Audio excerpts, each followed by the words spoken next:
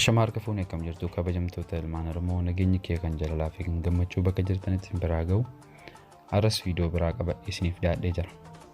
Egaa kabajamtoota hordoftoota keenya namoonni chaanala kiyyaaf haaraa taatan chaanala kiyya subscribe godhuun hin dagatinaa.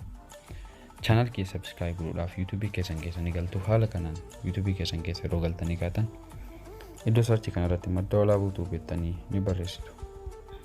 Yeroo haala kanaan barreessitanii kaatanii madda walaabuu tuuberratti yeroo tokko ni tuqxu.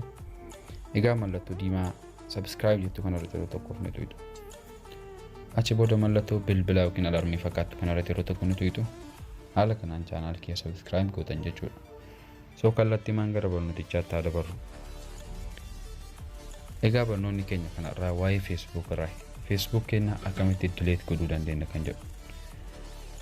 Egaa namoonni hedduun Facebook tokko lama akkas Facebook fayyadamuu hin barbaanne kan delete akkaataa delete itti godhu kan hin beeknetu jira. So kanaaf viidiyoon kun namoonni hin beekne irraa haa baratuuf. Kanaaf kallattii maan gara barnootichaatti haa dabarru. Facebook keessan keessa ni galtu. Haala kanaan Facebook keessan keessa yeroo galtanii mallattoo tuqaa sadii kana irratti ni tuqxu. Haala kanaan yeroo tuqxanii kaatanii settings jedhu kana irratti ni tuqxu.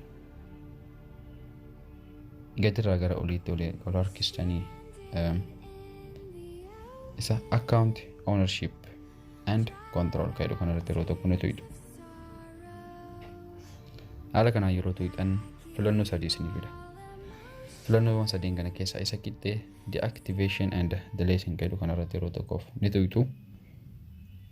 Egaa haala kanaan tuqxanii kaatanii asirrattis mallattoo lama isinii fida.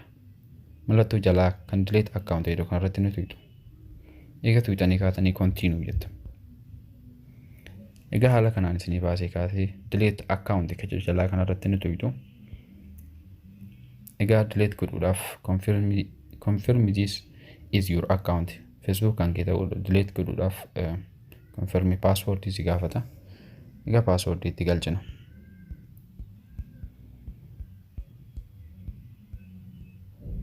Egaa haala kanaan galchine kaanee continue jenna. Egaa haala kanaan confirm kan delete account jedhu kana irratti yeroo tokkoof ni tuqna.